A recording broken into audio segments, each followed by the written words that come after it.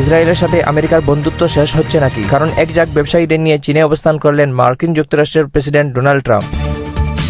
Iran America যুদ্ধের আগুনে কাঁপছে বিশ্ব, এবার কি বন্ধ হবে হরমুজ? চীন আমেরিকার গোপন কূটনীতি, বিশ্ব শক্তির নতুন খেলা শুরু। স্টেট অফ হরমুজে তেলের যুদ্ধ, বাড়তে পারে বিশ্বজুড়ে জ্বালানি সংকট। ইরানের চাপে নড়ে উঠলেও আমেরিকা, মধ্যপ্রাচ্যে বাড়ছে যুদ্ধের আশঙ্কা।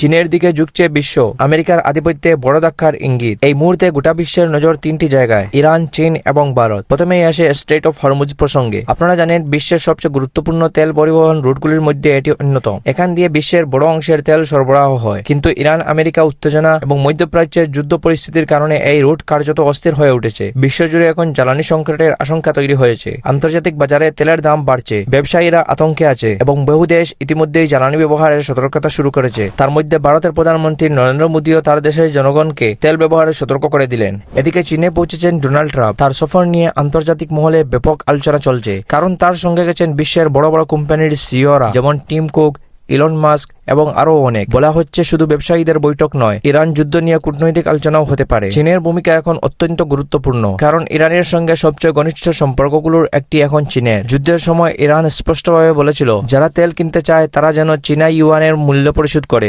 আন্তর্জাতিক অর্থনীতিতে ডলারের আধিপত্যকে চ্যালেঞ্জ করার চেষ্টা চলছে। এখন আসি ভারতের প্রসঙ্গে। ইরানের বিদেশমন্ত্রী আব্বাস আরাগচি ভারত সফরে এসেছেন। তিনি ব্রিক্স বৈঠকে অংশ নিতে দিল্লি পৌঁছেছেন। সূত্রের খবর, প্রধানমন্ত্রী নরেন্দ্র মোদীর সঙ্গেও তার বৈঠক হতে পারে। এই সফর অত্যন্ত গুরুত্বপূর্ণ বলে মনে করা হচ্ছে, কারণ এই সংকটের সময় ভারত একদিকে আমেরিকার সঙ্গে সম্পর্ক বজায় রাখছে, অন্যদিকে ইরান ও রাশিয়ার সঙ্গেও কূটনৈতিক ভারসাম্য রাখার চেষ্টা করছে। এবার আসি সবচেয়ে বড় বিস্ফোরক তথ্যে। রিপোর্ট অনুযায়ী যুদ্ধ চলাকালীন গোপনে ইউএই সফর করেছিলেন ইসরায়েলের প্রধানমন্ত্রী বেঞ্জামিন নেতানিয়াহু। এই সফর সম্পর্কে কোনো আনুষ্ঠানিক ঘোষণা করা হয়নি। সাধারণত দুই দেশের রাষ্ট্রনেতারা সাক্ষাৎ করেছেন বলে ছবি, সংবাদ সম্মেলন, সরকারি বিবৃতি সবকিছু প্রকাশ্য হয়, কিন্তু এই বৈঠক ছিল সম্পূর্ণ গোপন। সূত্র বলছে সেই বৈঠকে আয়রন ডোম প্রযুক্তি এবং নিরাপত্তা সহযোগিতা নিয়ে আলোচনা হয়েছিল। ইউএই এবং ইসরায়েলের মধ্যে সামরিক সম্পর্ক আগের চেয়ে অনেক গভীর হয়েছে। ইরান বহুদিন ধরেই অভিযোগ করছে যে ইউএই কার্যত ইসরায়েলের প্রক্সি হিসেবে কাজ করছে, আর এখন একের পর এক তথ্য সেই অভিযোগকে আরো জোরালো করছে। ইউএই প্রকাশ্যে ইসরায়েলকে সমর্থন না করলেও গোপনে দুই দেশের মধ্যে ঘনিষ্ঠ যোগাযোগ রয়েছে বলেই ধারণা বাড়ছে, কারণ ইউএই সরকার জানে তাদের জনগণের বড় অংশ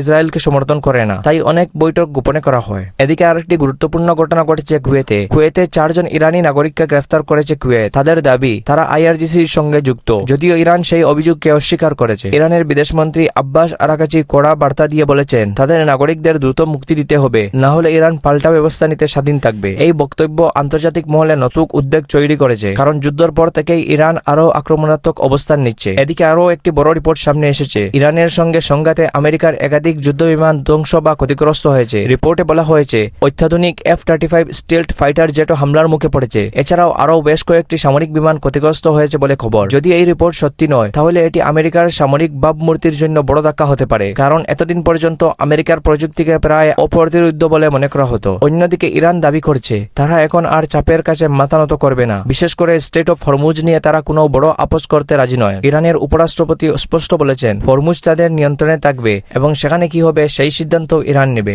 তবে এর মধ্যে একটি গুরুত্বপূর্ণ খবর এসেছে ভারতের জন্য। জানা গেছে ইরান ভারতের একটি জাহাজকে নিরাপদে পার হতে দিয়েছে। এটাকে ভারত ইরান সম্পর্কের ইতিবাচক ইঙ্গিত হিসেবে দেখা হচ্ছে। এখন প্রশ্ন হচ্ছে বিশ্ব রাজনীতির শক্তির ভারসাম্য কি বদলে যাচ্ছে? অনেক বিশ্লেষকের মতে এই যুদ্ধের পর চীনের প্রভাব আরও বাড়তে পারে। আমেরিকাও এখন সরাসরি চীনের সঙ্গে আলোচনা করতে বাধ্য হচ্ছে, কারণ ইরানের উপর চীনের প্রভাব অত্যন্ত বেশি। চীন শুধু অর্থনৈতিক নয়, এখন কূটনৈতিক শক্তি হিসাবে দ্রুত উঠে আসছে, আর মধ্যপ্রাচ্যের এই সংঘাত সেই পরিবর্তনকে আরও দ্রুত সামনে নিয়ে আসছে। সব মিলিয়ে পরিস্থিতি এখন অত্যন্ত উত্তেজনাপূর্ণ। যুদ্ধ থামলেও সংকট শেষ হয়নি। স্ট্রেট অফ হরমুজ পুরোপুরি স্বাভাবিক হতে সময় লাগবে। ফলে আগামী কয়েক মাস বিশ্ব অর্থনীতি, তেলের বাজার এবং আন্তর্জাতিক রাজনীতিতে বড় পরিবর্তন দেখা যেতে পারে। এই ছিল আজকের বিশেষ রিপোর্ট। আন্তর্জাতিক রাজনীতির এমন আরও গুরুত্বপূর্ণ এবং নির্ভরযোগ্য খবর পেতে আমাদের সঙ্গে থাকুন। ধন্যবাদ।